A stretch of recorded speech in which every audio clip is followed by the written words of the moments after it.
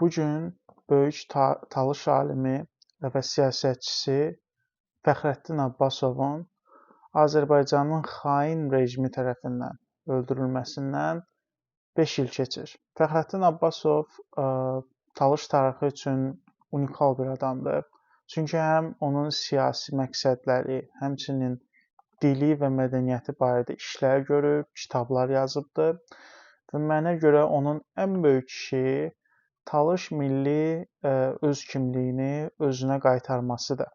Yəni onun Talış xanlığı haqqında yazması, Talış xalqının dövlətçilik mənbəyini Talış xanlığından götürməsi bu bizim müasir milli quruculuğumuzun əsasını təşkil edir. Təbii ki, mənim onunla fikir ayrılıqlarım da var. Bir çox fikirlərini dəstəkləyirəm də. Amma bu şərtsizdir ki, bu Azərbaycan hökumətinin müasir dövrdə ən çox qorxduğu ideoloji insandır. Yəni Fəxrəddin Abbasovun adı gələndə İlham Əliyev belə it kimi qorxurdu. Yəni gizlənməyə yer axtaran adam idi. Və bu qorxu ondan yaranırdı ki, Fəxrəddin Abbasov Azərbaycanın bütün ideoloji əsaslarını, ideoloji söykəndiyi yerləri dağıtmaq müqabilində idi. Yəni öz yürütdüyü fikirlərlə dağıda bilirdi. Heç bir silah filan işlətmədən sadəcə öz fikri ilə Azərbaycanda qurulan bu saxta kimlik var. Onu asanlıqla dağıda bilirdi və bu da birbaşa başda İlham Əliyev olmaqla hər kəsi qorxuzurdu. Bunun səbəbidir ki, İlham Əliyev sonda Putinə 72 milyon dollar təklif elədi ki, Fəxrəddin Abbasov xaincəsinə Azərbaycana verilsin. Və mən bu haqqda danışmışam, amma bu gün mən Fəxrəddin Abbasovun fikirlərinin nə qədər bizim üçün önəmli olduğunu və hansı səhvləri görürəm o fikirlərdə, bəzi səhvləri də görürəm, o haqqda danışmaq istəyirəm.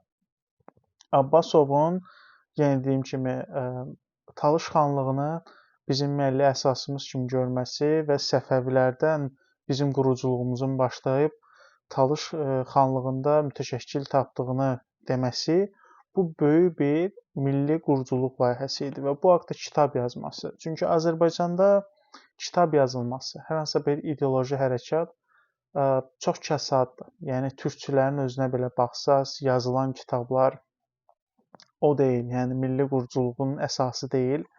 Həmçinin bu kitabların ideoloji söykəndiyi yoxdur. Başqa xalqların uğurlarına, tarixi şəxsiyyətlərinə istinad edirlər, hansı ki, bununla onların aidiyyəti yoxdur. Fəxrəddin Abbasov isə heç bir, yəni kənar istinad etmədən sırf Talış xalqının bizim hazırki Azərbaycanda ən qədim, həm də dövlət qurucu olduğu bir xalq olduğunu sübut etdi.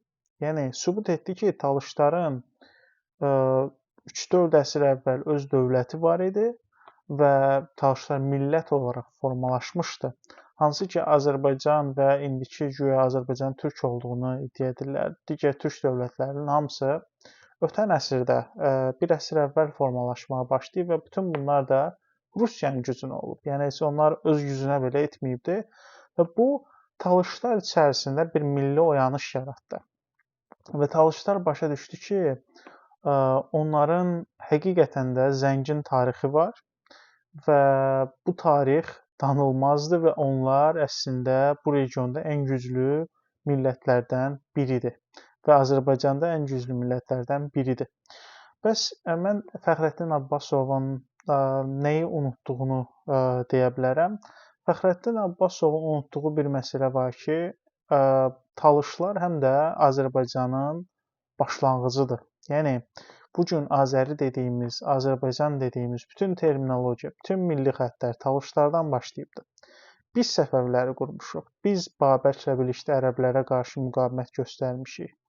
Biz hazırki Talış mahnıları Azərbaycan mahnısı kimi tərcümə edilərək verilib, hansı ki, Aşıq Malalan və digər mahnılar bunlar Talışların xalq mahnılarıdır və Sovet dövründə saxtalaşdırılaraq Azərbaycan mahnısı kimi təqdim edilib. Novruz bizə aid bayramdır və bu yenə də saxtalaşdırılaraq türklərinki kimi göstərilir.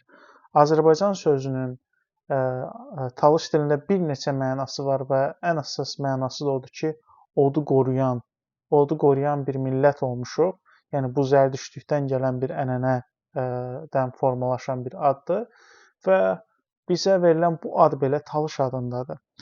Fəxrəddin Əbbasiyadın unutduğu bir şeydir ki, Azərbaycan demək Talış deməkdir. Yəni Azərbaycanın bütün tarixi Talış tarixidir. Hazırda gördüyünüz Azərbaycan Talışların davamıdır və bizim bu dövlətə daha çox haqqımız çatır. Nəinki türklər və digər millətlər. Yəni bizim burada payımız daha böyükdür.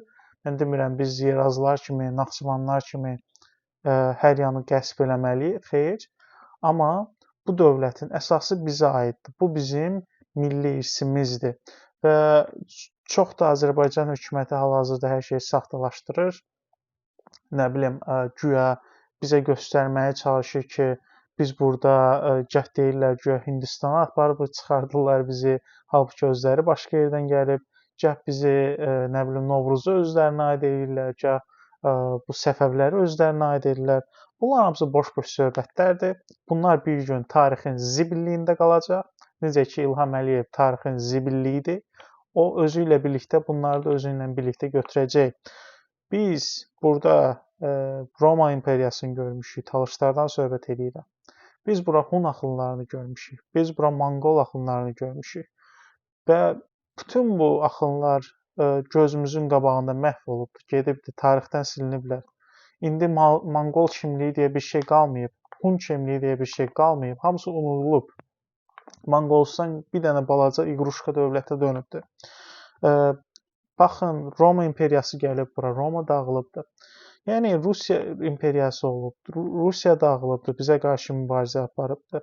Osmanlı bizə qarşı gəlibdir, Osmanlı bizi qırğınlar törədibdir Talışlara qarşı, onlar da dağılıbdır. Və mən İlham Əliyevə buradan demək istəyirəm ki, siz də dağılacaqsınız, sizin gedəsi yeriniz yoxdur, sizin qalası yeriniz yoxdur və tarixdə, nə bilim, istəyirsiniz 10 dənə yox, 20 dənə, 30 dənə qırıcı alın, siz gedəcəksiniz, qalmayacaqsınız burada. Biz necə ki Osmanlıları, biz necə ki Rusları, Monqolları buradan yola saldıq, sizin də öz vaxtınız var. O vaxtı gözləyin.